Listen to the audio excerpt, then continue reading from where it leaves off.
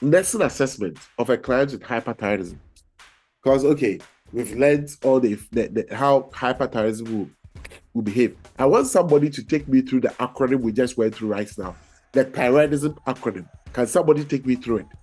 The thyroidism acronym. How can I remember the effects of hyperthyroidism on my clients? How can I remember it? Can somebody take me through it right now? Thyroidism, T for tremors. Heart rate, higher heart rate will be up, higher yawning or fatigue, restlessness, Uh-huh. oligumenorrhea, Oligomenorrhea.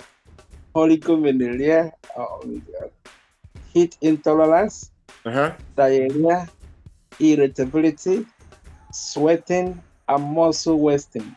Simple.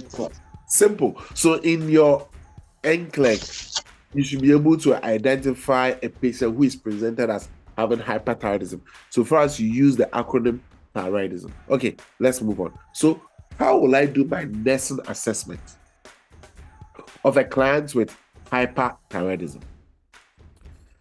So remember that we said that the thyroid gland affects so many organs in the body. So it will affect the cardiovascular system. The cardiovascular system, it will cause tachycardia. It can even cause dysrhythmias. Dysrhythmias are abnormal heartbeats. Abnormal heartbeats. Abnormal heartbeats, like abnormal heartbeat rhythm. Okay? Because if it beats, yeah, it can even lead to atrial fibrillation. Atrial fibrillation means the heart is beating in an irregular manner. Okay. It can lead to palpitations, and it can even lead to high blood pressure or hypertension. So please, you have to understand, the effects of abnormal thyroid gland levels on the heart, the cardiovascular system. Tachycardia, that is increased heart rate. Dysrhythmias, that is irregular heart rate. Palpitations, that is, you can feel that your heart is beating. And high blood pressure. Hypertension. Okay. While you are assessing a patient, the gastrointestinal system. What's the effect of hyperthyroidism on the gastrointestinal system? Number one, it can lead to diarrhea. Number two, it can even lead to some abdominal pain. Number three, it can lead to early hunger. Number four, it can lead to weight loss despite increased appetite. Weight loss despite increased appetite. So we have learned the effect of the thyroid gland on the cardiovascular system. We are now learning the effect of the excessive thyroid activity on the gastrointestinal system. Let's move on to something else. On the nervous system. The nervous system. What's the effect of hyperthyroidism on the nervous system? Number one, it can lead to nervousness. The patient will be nervous. It can lead to insomnia. The patient can't sleep. It can lead to tremors. That's what we've said about already. It can lead to eye tremors. So while the hand is tremoring, it can lead to eye tremors as well. And it can lead to increased reflexes. So, like, if you check the reflex of the patient, boom, it goes up. And it can lead to emotional lability. They are all over the place. Their emotions are not stable. Nervous system.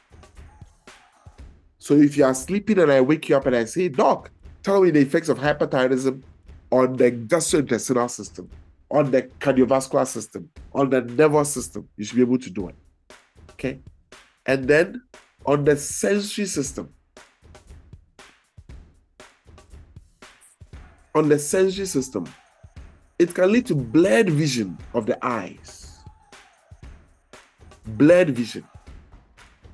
It can even increase lacrimation, that is tearing, the patient there'll be a lot of tears. It can lead to photophobia. That is, the patient can't see well. And especially when there's light, photophobia. And it can lead to exophthalmos. So exophthalmos is this, like bulging eyes. Bulging eyes. bulging eyes. Okay, so that is it. Photophobia, bulging eyes. So that is on the sensory system. Photophobia, exophthalmos, increased lacrimation, increased tearing, right? And it can lead to blurred vision.